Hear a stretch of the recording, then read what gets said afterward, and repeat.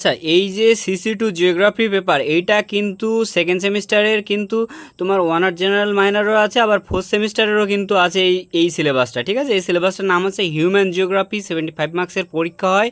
তো সেকেন্ড সেমিস্টারের যারা স্টুডেন্ট আছে তোমরাও ভিডিওটা দেখবে, এবং ফোর্থ সেমিস্টারের যে স্টুডেন্টরা আছে তোমরাও ভিডিওটা দেখবে। আমি প্রথমে সিলেবাসটা দেখিয়ে দিলাম, এরপর দেখো আস্তে আস্তে প্রিভিয়াস ইয়ারের একটা কোশ্চেনপত্র দেখিয়ে দিচ্ছি, তারপরে তোমাদের সাজেশনগুলো বলে দেবো। সেই সঙ্গে তোমাদের লাস্ট পর্যন্ত দেখবে, কারণ তোমাদের এর মধ্যে নোটসগুলোও কিন্তু আমি দেখিয়ে দেবো, শর্ট কোশ্চেনটা বিশেষ করে। কারণ শর্ট কোশ্চেনটা অনেকে ইউটিউব চ্যানেলে দেয় না, আমি কিন্তু তোমাদের এই সাবজেক্টের নোটস দিলাম, দেখিয়ে দিলাম, এবং বট কোশ্চেন অ্যান্সারগুলোও দেখিয়ে দেবো। ঠিক আছে, তো ভিডিওটা প্রথম থেকে লাস্ট অবধি দেখবে। আর এর যে পেইড ভার্সান যে হচ্ছে তোমার পিডিএফটা আছে, এই পিডিএফটা তোমরা যদি আমার থেকে সংগ্রহ করতে চাও, এই যে হোয়াটসঅ্যাপ নাম্বারটা দেখতে পাচ্ছ 6295724936, এই নাম্বারে আমার সাথে যোগাযোগ করে নিও।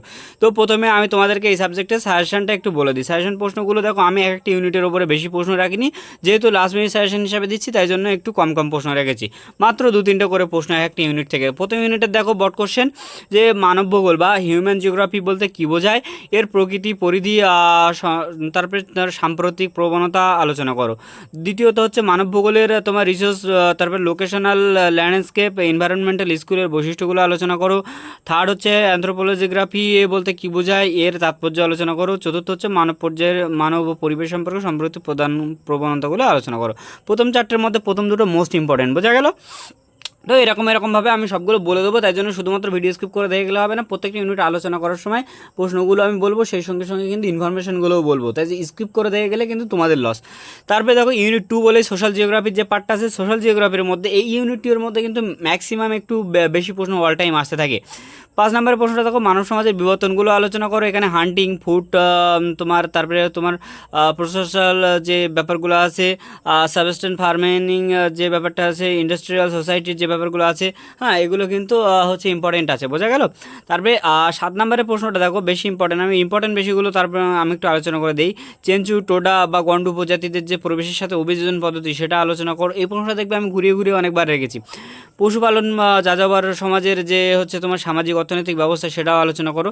এই ধরনের প্রশ্নগুলো, এই চ্যাপ্টারটা আবার ইজি, বুঝতে পারলে? এই চ্যাপ্টারটা ইজি, তাই পড়তেও তোমাদের অসুবিধা হবে না। ইউনিট 3তে পপুলেশন জিওগ্রাফির মধ্যে দেখো তোমার জনমিতি পরিবর্তন মডেল, এখান থেকে কিন্তু মডেলগুলো আসতে পারে। ঠিক আছে, মডেলগুলো কিন্তু তোমাদেরকে ভালো করে করতে হবে। তারপরে জনভিত্তিক লভ্যাংশ বলতে কী বোঝায়, এর নির্ভরশীলতার অনুপাতকে প্রভাবিত করে কীভাবে, ভারতের জনসংখ্যা বন্টন ও ঘনত্ব বৃদ্ধির কারণগুলো, অভিবাসন বা মাইগ্রেশন এই কীভাবে একটি অঞ্চলের জনসংখ্যার পরিবর্তনের ভূমিকা রাখে ব্যাখ্যা করো। এই যে 12 নম্বরের প্রশ্নটা, ঠিক আছে? তো এই ধরনের প্রশ্ন কিন্তু অল টাইম কিন্তু ইম্পর্টেন্ট থাকে। চতুর্থ নম্বরের তোমার যে হচ্ছে ইউনিটটা আছে, তো এখানে দেখো 13 নম্বরের প্রশ্নটা দেখো, নগর গ্রামীণ বসতির বৈশিষ্ট্য তুলনামূলকভাবে আলোচনা করো। গ্রামীণ বসতির গঠন ও বিকাশের সাইট সিচুয়েশন টাইপগুলো, প্যাটার্নগুলো, ভূমিকা ব্যাখ্যা করো।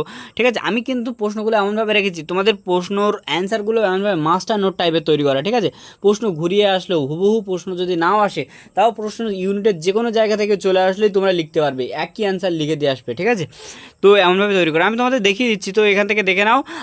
ইউনিট 5টা দেখো, আরবান জিওগ্রাফির মধ্যে ভারতের নগর বসতির আকারে শ্রেণীবিন্যাস, সাইজ, ক্লাসিফিকেশন, জনগণনা অনুযায়ী ব্যাখ্যা করো। 18 দাগে হচ্ছে জনগণনা অনুসারে মেগাসিটির বলতে কী বোঝো, উদাহরণ সহ আলোচনা করো। 19 দাগে উন্নত বা উন্নয়নশীল নগরের বসতির বৈশিষ্ট্য আলোচনা করো।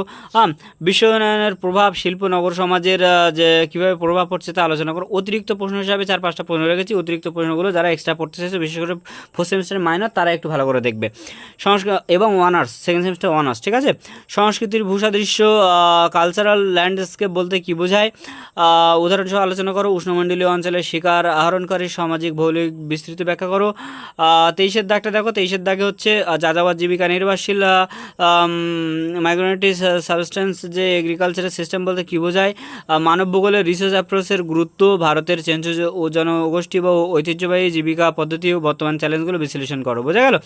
এইগুলো হচ্ছে এই যে 25টা টোটাল প্রশ্ন, মানে প্রত্যেকে ইউনিট ধরে এবং অতিরিক্ত ধরে, এর মধ্যে থেকে তুমি যদি করে নাও শর্ট বট যে কোনো রকম, মানে তোমার সংক্ষিপ্ত 5 নম্বরের 10 নম্বরের সমস্ত রকমের প্রশ্ন কিন্তু চলে আসবে।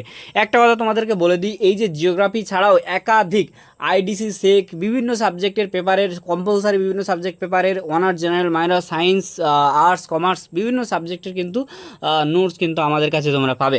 তো এই যে হোয়াটসঅ্যাপ নাম্বারটা তোমরা বারবার দেখতে পাচ্ছ নোটসের পেছনে, তো এই নাম্বারটা তোমরা কিন্তু আমার সাথে যোগাযোগ করে নিলে যে কোনো সাবজেক্টের নোটসের জন্য উন্নত মানের নোটস পাবে, গাইডেন্স পাবে এবং সেই সঙ্গে কলেজের তোমাদের যদি কোনো কাজ থাকে, কলেজের কোনো প্রশ্নপত্র দেয়, সেই প্রশ্নগুলো অ্যান্সার যদি আমার থেকে করে নিতে চাও, সেই ধরনের হেল্পও আমরা অনেক সময় স্টুডেন্টদের করে থাকি। তাই জন্য নির্দ্বিধায় তোমরা কিন্তু এই হোয়াটসঅ্যাপ নাম্বারে আমার সাথে কন্ট্যাক্ট করতে পারো। বোঝা গেল?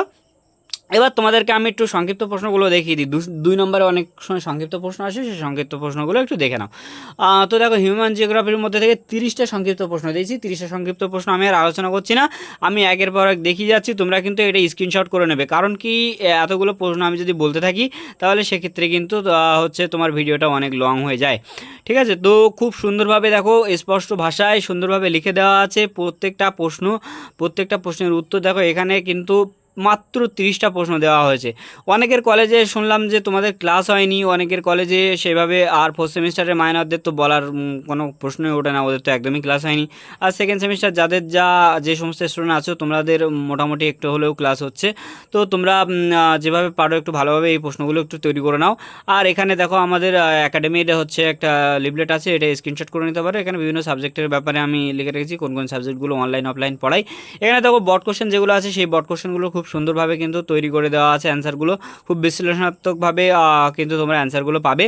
তাই জন্য এই অ্যান্সারগুলো যদি তোমরা হচ্ছে সংগ্রহ করতে চাও, তাহলে তোমরা এই স্ক্রিনে দেওয়া এই নাম্বারটাতে যোগাযোগ করবে। আর একটা কথা, চ্যানেলে যারা নতুন তারা অবশ্যই সাবস্ক্রাইব করে রাখবে, কারণ চ্যানেলটা খুবই হেল্পফুল হবে তোমাদের স্কলারশিপ, অ্যাডমিশান, যে কোনো রকম ইনফরমেশান, বিভিন্ন সাবজেক্টের নোটস, সিলেবাস, সাজেশান, যে কোনো সেমিস্টারের যে কোনো পেপারের তোমরা কিন্তু আমাদের চ্যানেলে আমাদের কাছ থেকে পেয়ে যাবে।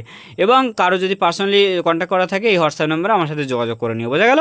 আর অবশ্যই কমেন্ট করে দিও ভিডিওটাতে একটা, যে কেমন লাগলো ভিডিওটা, আর কোন সাবজেক্টের নোট সাজেশন তোমরা আমার থেকে পেতে চাইছো লাস্ট মিনিট সাজেশন হিসাবে। আর সেই সঙ্গে হচ্ছে তোমরা ভিডিওটাকে যদি ভালো লেগে থাকে অবশ্যই একটা লাইক কিন্তু তোমাদের করতেই হবে। বোঝা গেল? তো চলো টাটা, আজকে ভিডিওটা এই পর্যন্তই। আবার একটা নতুন ভিডিও নিয়ে তোমাদের সাথে দেখা হবে।